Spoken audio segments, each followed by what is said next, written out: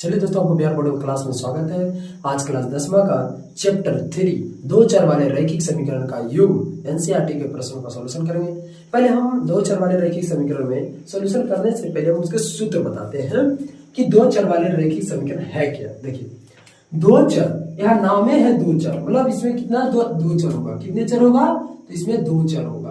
कितने चर? अगर चर की संख्या बोले, चर की संख्या कितनी होगी इसमें? तो दो होगी। कितने चर होगी? दो चर होगा। याद रखना, चर की संख्या जो होगी दो होगी। अगर इसका व्यापक रूप की बात करें हम, व्यापक रूप, चलिए इसकी व्यापक रूप देख लेते हैं। व्यापक रूप इसका कैसा होता है? तो ए एक्स प्लस बी वाई अब माइनस या बोल सकते हैं बराबर सी, ये इसका व्यापक रूप होगा। ठीक है, हाँ। इधर एक चर हुआ, एक चर और ले लेते हैं तो एक्स, या ऐसा कर देते हैं ए एक्स प्लस बी वाई बराबर, ये थोड़ा सा सी ले लेते हैं, बड़ा सा, ये छोटकी सी है, ये बड़ी। इस तरह से दो चर रहेगा। ठीक है, कितने चर? दो चर। देखिए एक्स और वाई दो चर है, और इसके दो समीकरण भी होंगे। कितने समीकरण होंगे? दो समीकरण। दो चर वाले पढ़ना, दो समीकरण, दो चर वाले। ठीक है, अब दो चर वाले रैखिक समीकरण कितने प्रकार के होते हैं? तो याद रहे, दो चर वाले रैखिक समीकरण दो प्रकार के होते हैं। कितने प्रकार के? दो प्रकार के। अगर इसके हम प्रकार पढ़ें कि कितने प्रकार के होते हैं, मतलब दो चर वाले रैखिक समीकरण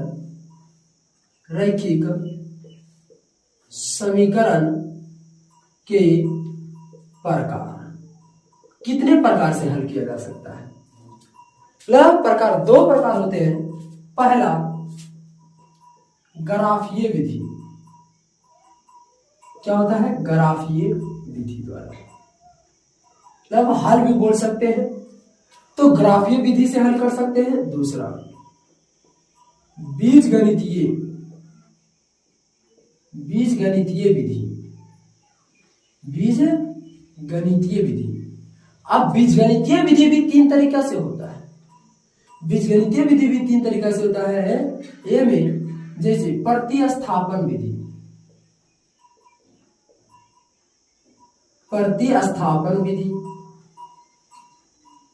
ठीक है। दूसरा, विलोपन विधि,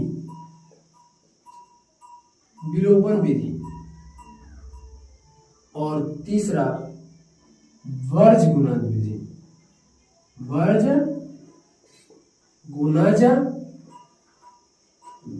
ये तीन होते हैं।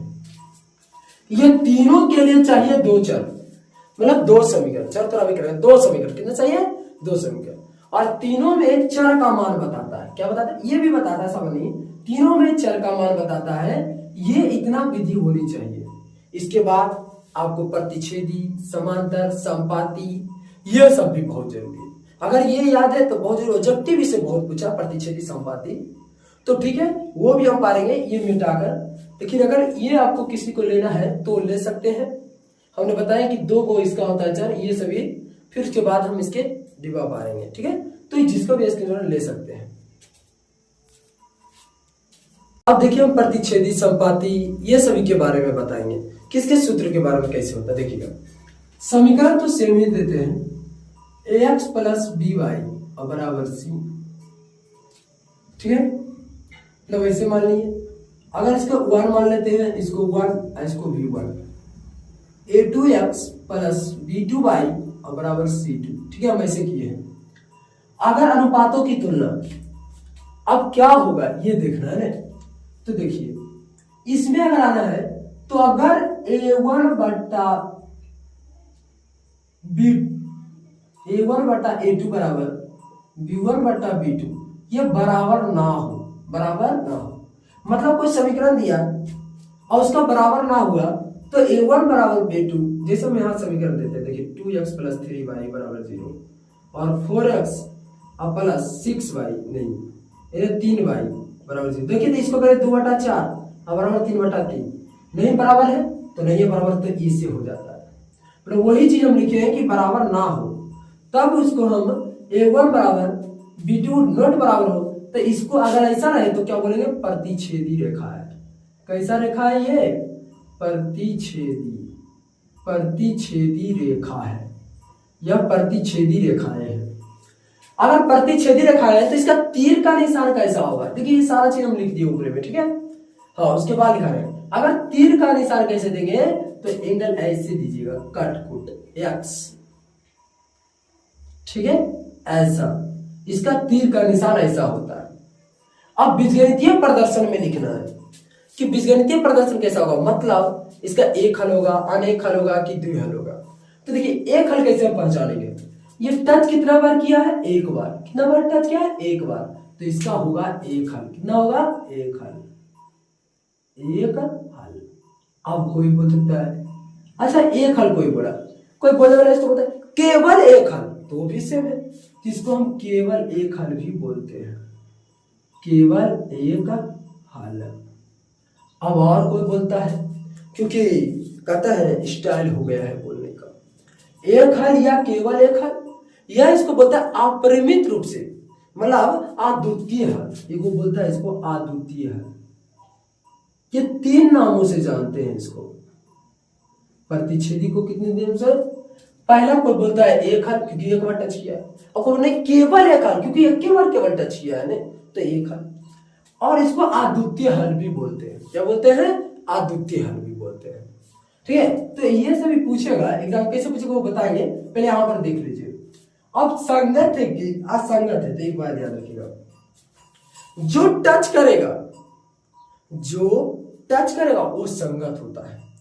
जो टच करे, तो देखिए एक बार टच किया लकीर का, तीर से पता चलेंगे टच किया है तो क्या होगा? संगत। क्या होगा? संगत।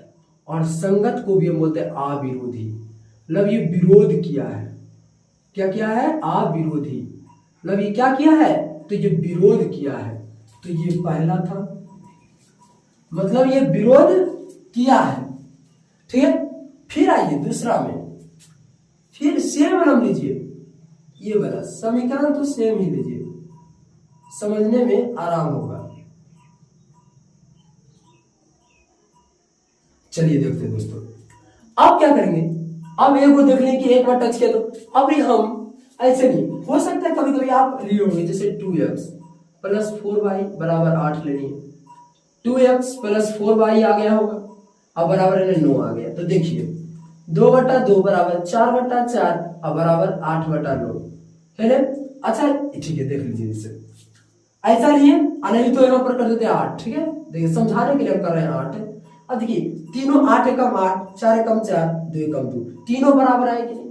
तो ऐसा भी तो हो सकता है तीनों बराबर, मतलब A1/A2 बराबर B1/B2 और बराबर C1/C2, मतलब तीनों क्या है? बराबर है। ऐसा भी तो हो सकता है कि तीनों बराबर हो सकता है। और जब तीनों बराबर, तो उसका नाम क्या रखाएगा, मतलब उसको क्या कहेंगे?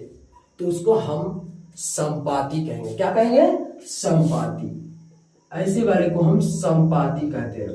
और संपाती की एक और नाम होता है, कैसा? संपाती रेखाएं। रेखा क्या हुआ? संपाती। या इसी को संपाती ना बोलकर हम आश्रित भी बोलते हैं। क्या बोलते हैं? आश्रित। याद रहे, संपाती रेखा है या आश्रित रेखा, इसी को बोलते हैं। इस समझाने के लिए हम यहाँ पा रहे हैं, ठीक है। अब आइए, अब इसका तीर कैसा होगा? तो ये तीनों बराबर है, इसका तीर होगा ऐसे, देखिएगा ऐसे है, और एक गिरे पर एक और चढ़ा रहेगा। अब ये कई बार टच किया, मतलब अब इसके कितने हल हुए होंगे ये देखना है कि अब कितने हल है। तो ये देखिए बहुत बार टच किया हमने, एक के लेना पड़ तो बहुत बार। तो इसको बोलता है अपरिमित रूप से अनेक हल, मतलब अपरिमित,